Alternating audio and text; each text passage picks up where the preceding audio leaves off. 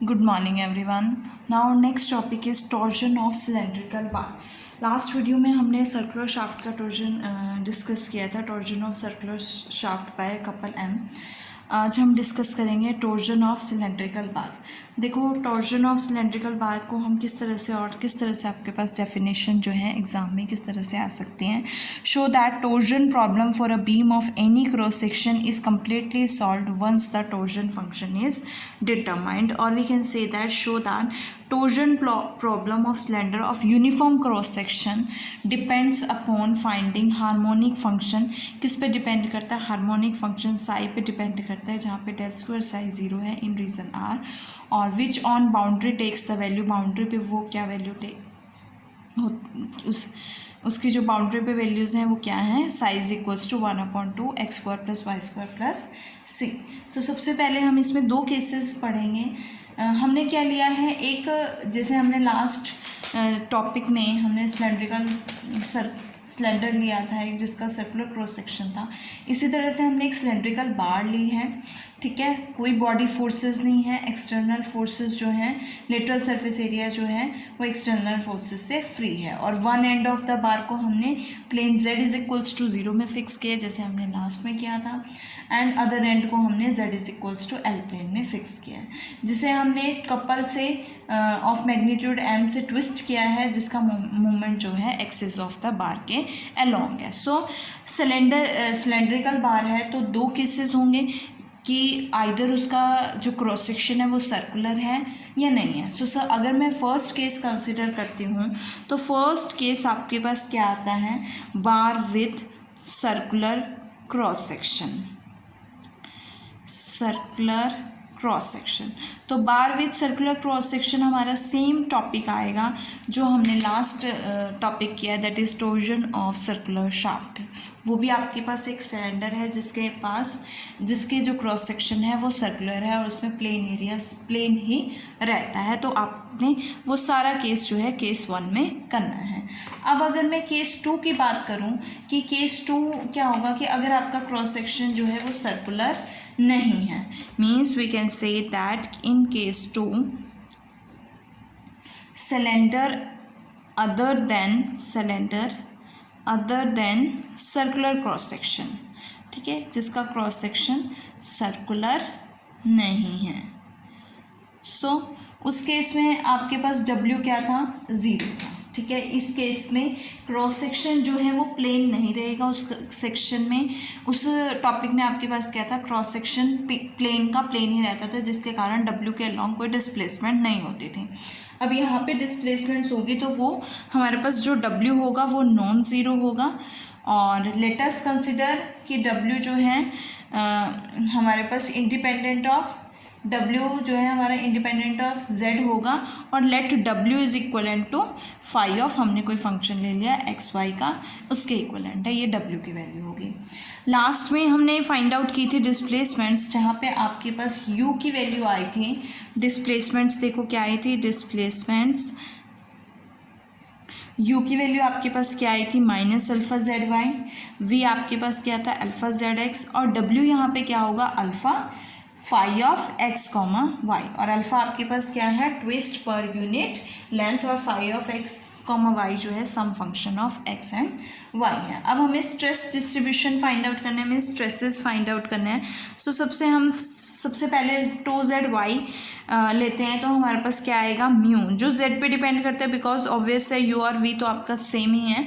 जो w पे depend करता है उसी में चेंज आएगा, तो हमारे पास टो जेड वाई क्या होगा? Mu times curl v upon curl z plus curl w upon curl y, यही बनेगी। यहाँ से v का डेरिवेटिव z के रिस्पेक्ट में क्या आएगा? अल्फ़ा x, w का डेरिवेटिव y के रिस्पेक्ट में क्या आएगा? माइनस अल्फ़ा, एक मिनट, w का डेरिवेटिव आपको किसके रिस्पेक्ट में करना है? y के रिस्पेक्ट में, तो क्या बनेगा? माइनस अल्फ़ा फाई का डेरिवेटिव y के रिस्पेक्ट में, ये वैल्यू आएगी। अब हमें क्या फाइंड आउट करना है?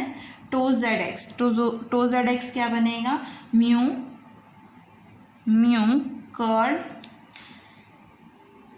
Curl u upon curl z plus curl w upon curl x, so यहाँ से इसको मैं लिख सकती हूँ, अल्फ़ा कॉमन ले लिया, mu alpha x minus curl phi by curl Y.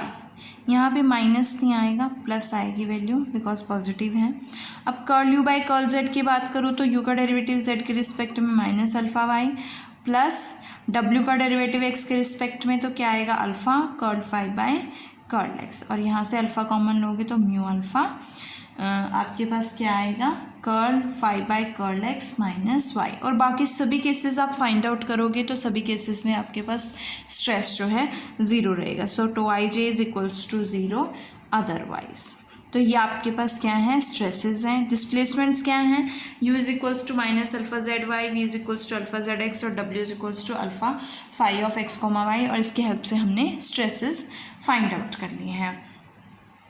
तो अगर मैं जैसे हम एक ले लेते हैं, कंसिडर कर लेते हैं, अगर मैं टो जेड जेड भी लेती हूँ तो टो जेड जेड आपके पास क्या होता है, u का डेरिवेटिव किसके रिस्पेक्ट में, w का डेरिवेटिव किसके रिस्पेक्ट में आएगा, z के रिस्पेक्ट में आएगा। तो w तो इंडिपेंडेंट ऑफ z है तो इसका डेरिवेटिव ज़ीरो हो जाएगा। इसी तरह से मैं कोई और वैल्यू लेती हूँ, तो सपोज मैंने टो एक्स वाई लिया, वो आपका लास्ट केस में भी ज़ीरो ही आया था, mu times curl u upon curl y plus curl v upon curl x. तो यहाँ से आपके पास क्या आएगा, u का डेरिवेटिव y के रिस्पेक्ट में minus alpha dash alpha z और v का डेरिवेटिव x के रिस्पेक्ट में तो अल्फ़ा प्लस अल्फ़ा जेड। तो यहाँ से कैंसिल, ये ज़ीरो हो गया। सो ऑल अदर वैल्यूज़ क्या हो जाएंगे आपके पास, ज़ीरो हो जाएंगे। अब नेक्स्ट चलते हैं हम इक्वेशन ऑफ इक्विलिब्रियम। तो अगर मैं इक्वेशन ऑफ इक्विलिब्रियम की बात करूँ तो आपके पास क्या होती है, इक्वेशन ऑफ इक्विलिब्रियम जहाँ पे बॉडी फोर्सेस जो हैं वो वैनिश है, मीन्स नो बॉडी फोर्सेस हैं। तो tau i j comma j is equals to zero. तो सभी स्ट्रेसेस ज़ीरो हैं तो आपके पास दो ही स्ट्रेसेस बचे हैं, tau z x comma x plus tau z y comma y is equals to zero. अब टो जेड एक्स आपके पास क्या है, ये है टो जेड एक्स, इसका डेरिवेटिव एक्स के रिस्पेक्ट में करोगे ये तो ज़ीरो हो जाएगा, बचेगा क्या, mu alpha curl square phi by curl x square plus tau z y की वैल्यू, वाई का डेरिवेटिव फाइंड आउट करोगे वाई के रिस्पेक्ट में तो ये ज़ीरो हो जाएगा। आपके पास क्या आएगा, mu alpha curl square phi by curl y square is equals to zero. यहाँ से mu alpha common, curl square phi by curl x square plus curl square phi by curl y square is equals to zero.